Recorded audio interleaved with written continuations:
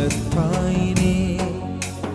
गुरुविक्रमाय गुह्यप्रवराय गुरवे गुणगुरवे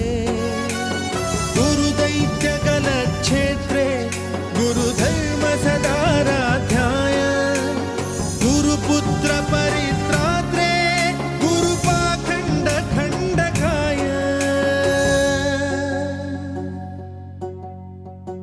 गीतसाराय गीततत्त्वाय गीतगोत्राय धीमहि